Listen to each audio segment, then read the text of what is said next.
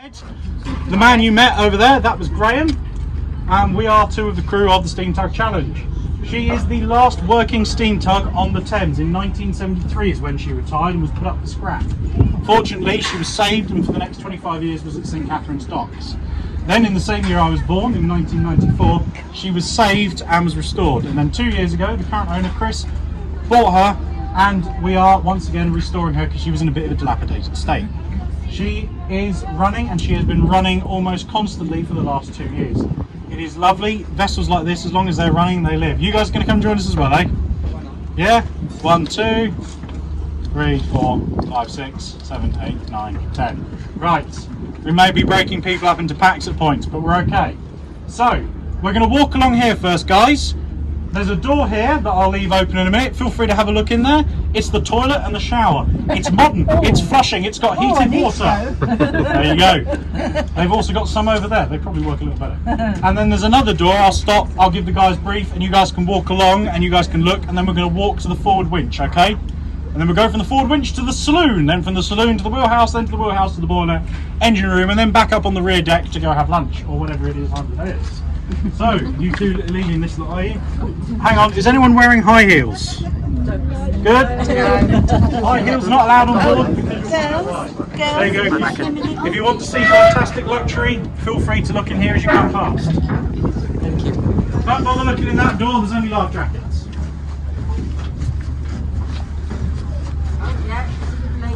Morning. Right, so let's get you all lined up along the side here. I'm going to precariously sit my bum here. Right. Now I say, don't let any more join on the end, Graham. There's already not enough space. But I'll point out, this tug needs a crew. Used to work with a crew of 9. We've now got enough for 2 crews. So anyone fancy just like stealing some Belgians with her? Point out, Challenge can tow. You know, I may do that when we're inside, but she can tow about 12 to 15,000 tons, so we can take this pontoon away. So if you guys look along the side of the superstructure here, you'll see patches that are like welded, badly welded holes. All of that was done in July 1945 when a V1 Doodlebug landed next to her in the Royal Docks in London and filled her full of shrapnel, set off a few fires, bent a rib in the crew room, and threw the chief engineer down the staircase. He was okay though, and his descendants are fantastic people we're still in contact with today. However, they didn't sink her. Well, hey, there's a cheer about a point. As you come along though, guys, we have our fire cupboard here. And if you come along, open the door, close it for the next people, open it again. Last person, close it properly. On the inside, you'll see shrapnel damage, including a very big lump. So come along this way and have a look. He looks after that for its owner, and he's actually welding something up on it today. This is our steam winch. When it runs, these drums at the end spin. We can wrap ropes on these drums to tow them in, and I've just realised one of these drums is different to the other. Sorry, ignore my random blatherings. We can then use these little wheels at either side to engage one or both of the anchor chains. We then release the brakes, and we can raise and lower our anchors. On the port side, which is left, we have a long anchor for deep water, and on the starboard side, which is right, we have a shorter anchor. Not that I think it's that much shorter, but it is apparently. But yeah, there we go. I'm sure you guys saw the anchors on the front as you came along the pontoons. Yeah? Yeah, big anchors. They weigh nearly half a ton each. And we once hauled one in using this poor old thing, which is also about 90 years old. Challenge, I don't know if I mentioned, was built in 1931. She has been through the Second World War, hence the Doodlebug. So from here, what I'm going to do is I'm going to split you down into like 3 groups. And I'm going to show you what door to go into, but you're going to go into this room first. That is our, and what I'm going to do is I'm going to tell you about what the rooms are, because when you go in that room, you can go downstairs, but that way I can tell you what's in there and you can go in, have a look, and then come back out without me having to get in your way. Everyone happy with that? Yeah? If there's any questions about anything, come up and ask me. So, that is the chart room. Back before she had a wheelhouse, which was most of her working life, she only actually had that during the Second World War. She had a chart room in the shelter in there, so that's where the chart room is plotted. It's got a lovely big bench seat and a little table that comes out. Once you've had a look in there, go down the steps. At the bottom of the steps opposite is the Chief Engineer's cabin. Have a quick look in there, it's quite nice. Opposite the Chief Engineer's cabin is a bathroom. That used to be a pantry, so it's where they kept the foodstuffs. Then you go into the main saloon area. Get in there, feel free to sit down some places. we've got some old pictures of Challenge, including 2 pictures of her in the 30s, one of which is her actually being launched in her beginning of her life. There is also on the desk a cat badge. Hey buddy! There is a cat badge from the company that used to own Challenge, which is the Elliott Steam Tug Company, also nicknamed Dick and Page. Now, in the saloon you'll find there's a door at the other side. If you look in there, that's the skipper's cabin. You will also see 2 big pipes coming down through the dining room table there. Those pipes are for our anchor chains that are here, so that end goes straight down through the saloon. There is the table and the benches in the saloon and a fireplace.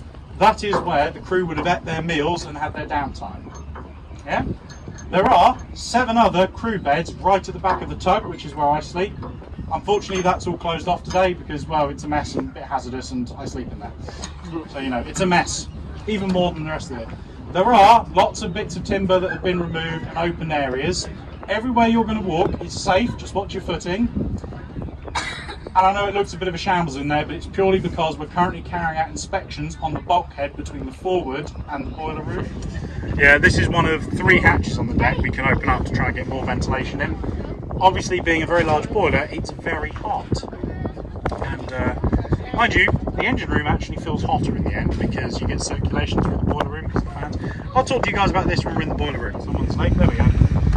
So this is the upper deck. As I said, this is where a lifeboat would have been. Our lifeboat was beyond repair and has been sold for raising funds. It wasn't an original one, have no fear. In here is our steering engine. So in the wheelhouse there are 2 wheels. There's the big wheel, which someone's playing with right now, and there's the little wheel.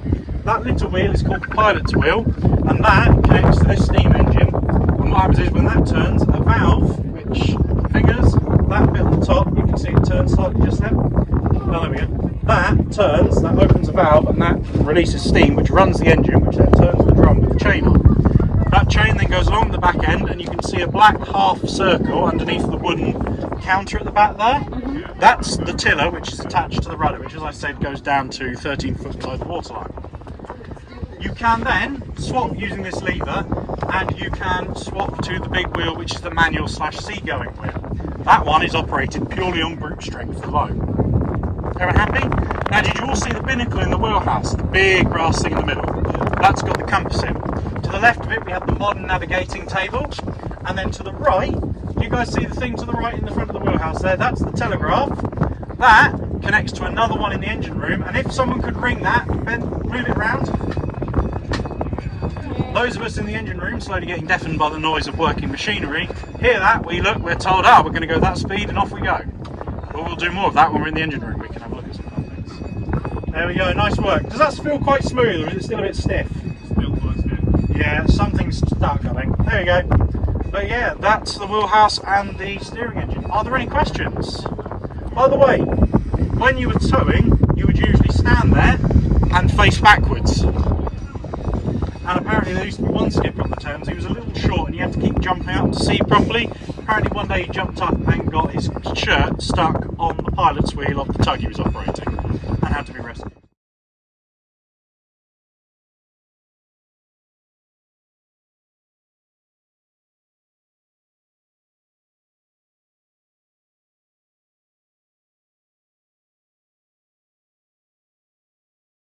Our 12, 13-year-old new, very modern boiler. It's amazing. I say hello, Rosie.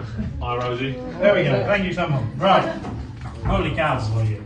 So, she originally had a Scotch-type boiler that weighed 50 tons extra and held twice the amount of water. But Rosie here is 84% efficient, which is twice the efficiency of the old boiler, roughly. She works at a maximum pressure of 200 psi or 13.8 bar, and she runs very well. Now, these 2 big blue bits here, these are the fans which connect to the burners which heat her, and then we have tubes behind these panels that the heat goes through, which then warms water which is on the outside. Either side of her, you can see these 2 big tanks. They hold 4,500 litres of water each. Those are what supply spare water. She holds, I think it's about 28,000 litres of water in the boiler, and we can use 7,000 litres an hour burning and turning it into steam. However, the engine then saves 98% of that steam and returns it, so we are pretty efficient. We also don't make smoke anymore because she's so clean burning we don't make any steam. Well, you don't make any smoke that's visible. You will easily see a nice heat haze. So we've got our generators over there. They are what run the burners. Now, you know I mentioned earlier about the V1 bomb attack, and I said a damaged rib is in this boiler room. Who's willing to do a little bit of walking along a catwalk and have a look at it? I'll do that. Right. I'm going to come down first because there's so many of you. By the way, I said earlier she was cold burning originally. When she was converted to oil burning in the 60s, this was put in. This is what would heat and then pump the heavy fuel oil she was using. This does technically work, but it doesn't do pumping anymore. We have Monster. Oh my God. Excuse me. Not used to this. There's usually like 2 or 3 of us in here. There we go. By the way, that hatch cover right there, that's all that's keeping you from being flooded by 28 tons of water at the minute. It's all right. It's about that thick, and one of its gaskets is behind you. Sorry there. Right, so a couple of you at a time. What we're going to do is we're going to walk along here, get to the end, look up in the top left corner, and you will see a damaged rib with rivets that have been pulled out of it. That has not been repaired for 70 years and it still holds. Okay, so let's have you 3 go to start with, and then you can come back. And then we're like, oh, you can grab. Much has changed just by having this. But yeah. And also, do you guys see underneath where it says Rosie, there's like a penciled in black line on the front of the boiler? That, who here, put your hand up if you're underneath that line currently. Should be all the kids. Yeah, there you go, you're all underwater. I'm okay, my head's above it. Right. How are we doing, boys and girls? Everyone enjoying the dark tunnel of doom? On either side of us through this tunnel is where we would normally, if we were full, have 110 tons of fuel. It's currently like 20. And I'm going to squeeze past and try and find myself a corner to hide in. Oh my lord. Right, okay, this is my corner now, this is my living room. You know what, actually, you know. Right, hello everyone. It's a really good job I degreased this. If I fall down and break something, someone call an ambulance because all the first aid kits that were in reach are out of date. Right, by the way, what you heard ringing, that's that telegraph. Okay, so in this room we have 5 steam engines. We have our steam power electrical generator just there, which, who wants to take a guess how much of our ship, when that's running, that can power? Most of it. Most of it? Any other guesses? All of it. No, that light bulb. That's all it's wired into at the minute, because that needs rewinding. Our intention, hopefully, is to rewind it to 240 volts. We're going to have a big bank of batteries, so when we don't have to have a generator running to have power on board. Basically, it's kind of that modernised to keep preserving it, despite what some people disagree with us. So, we also have our 2 silver pumps over there. Have you guys seen those? Those are our general service pumps. Those do pumping water around different parts of the ship. We also, next to them, have a small pump connected to a big green thing. That is our circulating pump. That pumps seawater through that big tube at the back called the condenser. When the steam is finished in the engine, the condenser returns it to water, of which we recover 98%, and then we send it back to the boiler, which is why we don't run out of fuel after 20 minutes. Run out of water after 20 minutes, I mean. So, when steam comes in, it comes through this pipe here and through that regulator valve. To open that regulator valve, you turn it, as you're looking at it, clockwise. Would someone like to turn it clockwise? There we go. We are now roughly at half a head if we had steam. Now we're full ahead. There we go. Please don't do it anymore. We're at 200 psi. I'm kidding. The steam at the other end. But that is how we control it. That would then go into number 1 cylinder here, which is above this brand new piston we've had made. Look at it. It's shiny. It's lovely. The old ones, because of their age and because they were abandoned for about 25 years before the previous trust restored her, they're a bit corroded, so they cheese grey to the white metal bearings, bushings, so we have replaced that. It's lovely. It's a pain in the ass to get in, but it's lovely. So, steam goes into the smallest cylinder, which is the high pressure cylinder. Then it goes into cylinder number 2, which is slightly bigger. Then cylinder number 3, which is even bigger, because at that point the steam's lost lots of its power, so it's expanded as well, so the bigger the piston, it's easier to push. Then it goes in the condenser, which I've already discussed. These littler pistons, next to all of them, these are how we go forward and reverse. These are Stevenson links, and they're attached to the eccentrics at the bottom. At the minute, we are in reverse, and I know this not just because I put it in reverse, but because this lever is facing me, and these links are forward. If we had steam, I'd push it that way, these would go ka-thunk, these links would go backwards, and the valves inside the engine would change, and the engine would change direction, because what it does is it put steam into the other end of the piston, thus making the piston go backwards. Everyone happy with how that works? Yeah, without getting out a lot of engineering books, I couldn't give it to you properly technically because even it confuses me. And that's how the engine runs. The fastest we've had her running where we recorded her is 98 revolutions per minute, and we were doing about 14 knots. We probably had a little bit of tidal help, but not much. We have actually put a full 200 psi into her before, and the engine will rock side to side. We did not do that for very long. But it's interesting to know that she can take 60 psi more than what her full head speed is supposed to be. This lever here, who knows the term top dead centre and bottom dead centre? Yeah. So, do we see the middle piston? It's directly straight right down to the bottom. That's bottom dead centre. Top dead centre is the opposite. If number one piston stops in TDC or BDC, she won't turn. So what you do is you use this lever to send steam to piston 3, which will then move piston 1 and the whole engine, and then she takes up and starts running. Pretty cool, eh? Simple. And when she's worn through, like she was after our 30-hour trip from Southampton, she runs so smoothly. It's like warm butter. It's so smooth. Take it down to slow, put her in reverse while she's still going slow, because she can do that at slow speeds, just swap between directions. Turn that wheel, like that, she's already full ahead, which is amazing when you're manoeuvring. You can just once the signals come through, which is what takes the time, and you've done it, she just runs, the warmer she gets, the smoother she runs, and it is absolutely fantastic. I cannot describe how fun it is running this engine when she's really warm and she just responds on the spot, and you can just turn the lever, change direction, change it the other way, turn speed. Makes driving cars look rubbish. In fact, it really does.